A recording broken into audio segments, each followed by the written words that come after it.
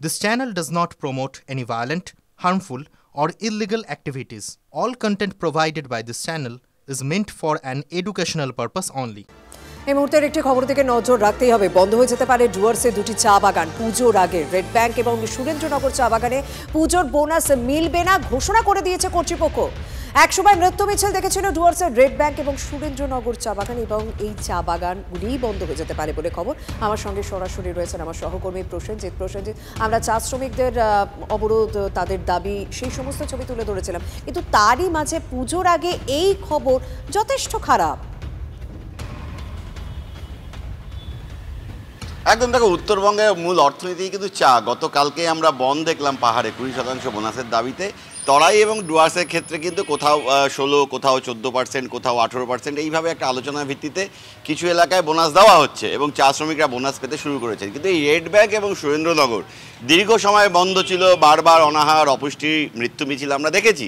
2022 নাগাদ রাজ্য সরকার এই বাগানগুলোকে খোলার জন্য নতুন মালিকদের নিয়ে আসে, তারা বাগান চালাতে শুরুও করেন, কিন্তু বাগানের লিজ এখনও তাদের কাছে পরিবর্তন করা হয়নি, যে কারণে তারা ব্যাংক লোন পাচ্ছেন না।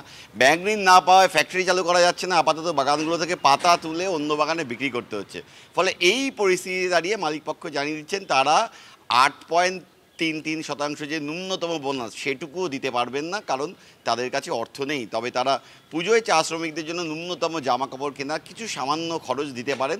এবার শ্রমিকরা যদি এটা মেনে নেন তাহলে বাগান চলবে, কিন্তু শ্রমিক অসন্তোষ যদি জেগে ওঠে সে বাগানে, সেক্ষেত্রে বাগান ছেড়ে চলে যাওয়া বা লকআউটের পথে যাওয়া ছাড়া আর কোনো দিশা তাদের হাতে থাকছে না বলে স্পষ্ট জানাচ্ছেন এই দুই বাগানের মালিকপক্ষ। ফলে কিন্তু এই ডুয়ার্স জুড়ে অত্যন্ত উদ্বেগজনক বিষয় এটা যে দুটো অন্তত বড় চা বাগান, যেখানে অন্তত চা শ্রমিকরা পুজোর আগে বোনাস পাবেন না। একদম, অনেক ধন্যবাদ প্রসেনজিৎ। তো মানে দেব না সেটা বলবো না, কিন্তু কারণ হচ্ছে এটা হচ্ছে শ্রমিকদের পাওনা হক, এটা দিতেই হবে, পেতেই হবে, ওরা পাবেই, কিন্তু আমাদের আর্থিক অনটনের জন্য আমাদের পক্ষে সম্ভব হচ্ছে না। যদি এই জায়গার লিজ যদি আমার থাকতো, আজকে 26 মাস হয়ে গেল, লিজ এখনও পাইনি। ডিএম, এখানকার লোকাল ডিএম, উনি রেকমেন্ড করে দিয়েছেন।